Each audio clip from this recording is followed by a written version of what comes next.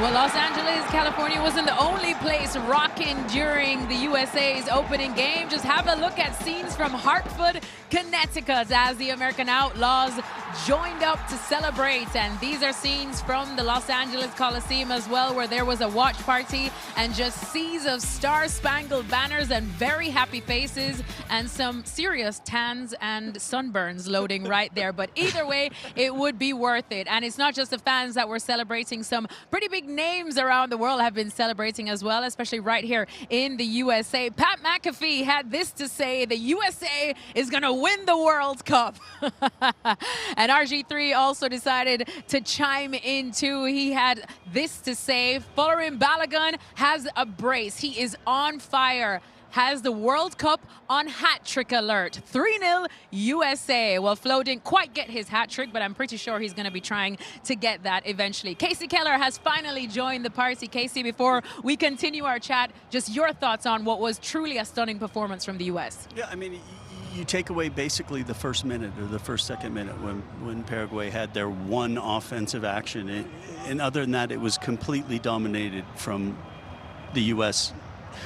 They got their goals. Okay, Jurgen, you talked about it. Get that early goal. They got the early goal with the great play from Pulisic to be able to come in and force the own goal. But then they didn't back off. They just kept going, and they kept going, and they got the goals. They had the 3-goal lead. And, of course, you expected to be a little bit more pragmatic with the 3-0 lead going into the second half. The only disappointment, they couldn't keep a clean sheet again for the 9th straight match. So that's something that you got to pay a little attention to. But then the subs came on, they steadied the ship. Gio got a brilliant goal at the end, and just really proud of this team to perform like that in front of a great crowd. Jurgen, how much do we read into the fact that they still, again, were unable to keep that clean sheet?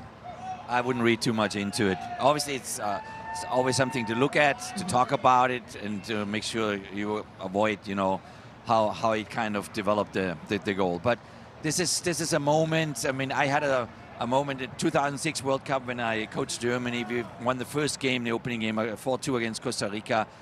And that was kind of a signal between the team and the fans that there's something special maybe possible in the upcoming weeks. And I sense that here. I sense here that the people believe in something bigger. I'm not saying now you have to win the World Cup, but there's a huge opportunity here. And I think, this team is so sympathetic. They have great characters. They know what they're saying in the camera.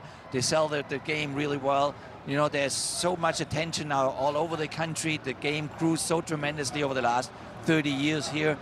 I think, something special can really happen the next few weeks. And that's why I wouldn't be too deep. I wouldn't dig too deep into one goal that you conceded today. Herc, you think the same? Of course. Listen, the reality here is that people in America will pay attention if you give them an opportunity to pay attention. Give them a reason to pay attention to. I don't know anything about curling. I don't know anything about obscure winter sports. But if America's competing in the Olympics and they're doing well, I'm going to tune in. Americans will tune in. There are tens of millions of football fans in this country that like the U.S. men's national team, but maybe aren't in love with the U.S. men's national team. And then there are even more who are just casual fans of the sport. Give them a reason to tune into you. And tonight, they gave them a reason. They gave them a reason indeed. Like I said, Christian Pulisic was quite lively in that first half. He was eventually subbed off, which set off alarm bells a bit because we do know the role he plays as a talisman in this U.S. men's national team. It seemed to be a bit of a calf issue. Mauricio Pochettino has since spoken, and he said he only subbed him off because as a precaution. So it doesn't seem like we have to worry too. He didn't want to take any risks going ahead, knowing that there is bigger fish to fry. Well, I'm sure Christian Pulisic is always somebody's man of the match before even he steps onto the pitch. But if we're talking about the man of the match now for this one, JJ, it has to be Flo Balogun, right? Yeah. If you see the 2 goals, if you go after goals, then you have to do it. You have to give it to him for sure. And all over things, I think that he would be happy too that he scored 2 goals. But in altogether, you can say that the whole team, I would give the trophy to the whole team, because like everybody he said here already on the table, is that the country needed a show, and the whole team showed today a good show. And I think it's really important now to keep the heads down, keep the work, go back, get rest, and then go for the next one. Kirk? There's just so many good performances. I mean, at the back, Chris Richards had 83 out of 83 passes. He was absolutely perfect. In the midfield, Tyler Adams was dominant. Weston McKennie sacrificed for the team. But Fowler and Balogun scored 2 goals, guys. When's the last time? There's the striker. When's the last time you've seen an American forward score 2 goals? I'll tell you when. 1930. That's the last time. This team is making history.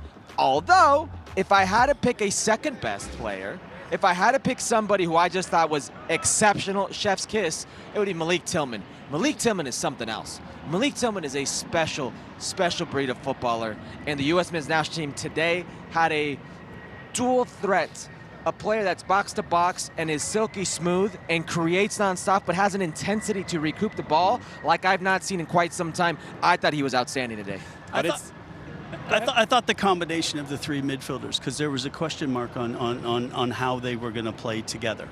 And I think we saw them play extremely well together, to be able to press, to pin Paraguay into their own half, to cut the field in half as well. That's one of the key components to pressing, is if a team can do a 60-yard switch and get away from the press. They were never allowed the time and space to be able to do that. And then you add, obviously, the first half with Christian and his ability to take players on and create opportunities. And it really was just an overall great team performance.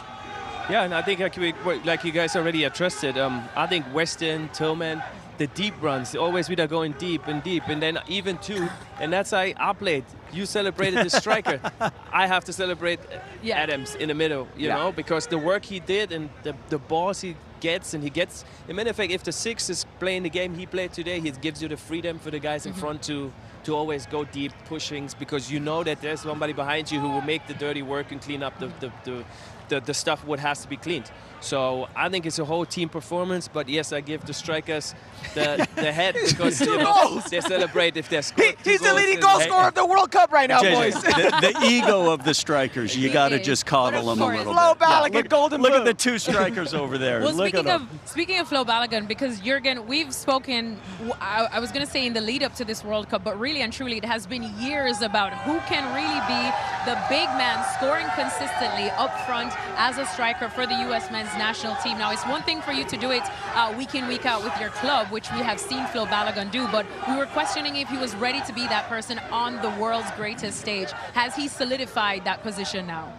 Oh, I think so, absolutely. I mean, you think about the World Cup for the entire year, even if you're with your club team. And if you have a good run with your club team, obviously that gives you confidence, and that makes you even hungrier when you go back then to the national team and you have your friendly and preparation games. But when it really matters, that is now a tournament. And when you can start a tournament like he did tonight, and that's why it's only him tonight, the player of the match, really. With all the respect to the entire team and every single individual performance, he deserves this little award because scoring in a World Cup 2 goals is something very special. I hope it's not unique, because I hope there is more to come from him. But it will give him even more desire to connect with his teammates, to do the work for the other ones too, and to be hungry for the next opportunity. And now he has also the confidence to say, okay, give me 2 more opportunities or chances against Australia. I will put 1 in. And this is so his mindset is now developing, or it's kind of a bit, his brain is getting wired in a way that he is ready, to score 1 goal out of 2 chances. Jurgen Klinsmann has spoken, the Gaffer has spoken, the world champion has spoken. The debate is over. He said, forget about what you guys think. It is Flo Balogun who's the man of the match. But Herc, as Jurgen said, I mean, the debate's over now. I don't even know why we're having the debate. I just told you, 1930. There are all-time goats for the U.S. men's national team. Landon Donovan never scored 2 goals in a game. Clint Dempsey never scored 2 goals in a game. Eric Ronaldo was a serviceable forward, never scored 2 goals in the game. Brian McBride. McBride. We're talking about guys who could be on the Mount Rushmore for the U.S. men's national team, have never had this type of moment. And he's just getting started. This was the first game of the tournament.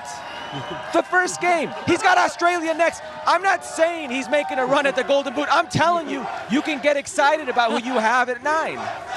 I hope you guys can hear the crowd behind us because they are absolutely full of confidence and loving it right here at Los Angeles Stadium. They might as well come join They voted Flo Balogun as well. They voted Flo Balogun as well as the man of the match indeed. But JJ, when you see the way that Flo Balogun is playing, what's his ceiling? You know, he has something special, and I think the second goal, you can see it, you know, where he put with the left, put it up in the, you know, it's yeah. I think I have to tell, there's two strikers next to me that have it's like if you score 2 goals, that gives you a lifting, and I think you need, as a team, you need somebody in the front where you know he feels good, and strikers always had that. We had one of the with Clint Dempsey, we had somebody with us too where you know that they need that moments, you know, they need goals because that helps them to level them up. But then there's the next thing is like that what they need is they need the team behind them where they know, okay, they'll give me the balls, they will give it. And as a player in the back, you will know that if I give him the ball, if I give him 1 or 2 chances, he will use the chances. Alexis, confidence is a scary thing. And I got 2 guys to the right and to the left of me that have scored a goal at a World Cup. One has scored multiple goals. You feel like you can do anything when the ball goes in the net. You get Fowler and Balogun, you get this U.S. men's national team confident to what's coming next.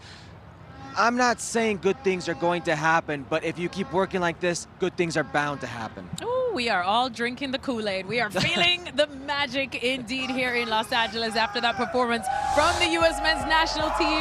Well, there have been celebrations all around the host nations, from Mexico to Canada to the USA. We'll be seeing which host nation had the better World Cup so far after this.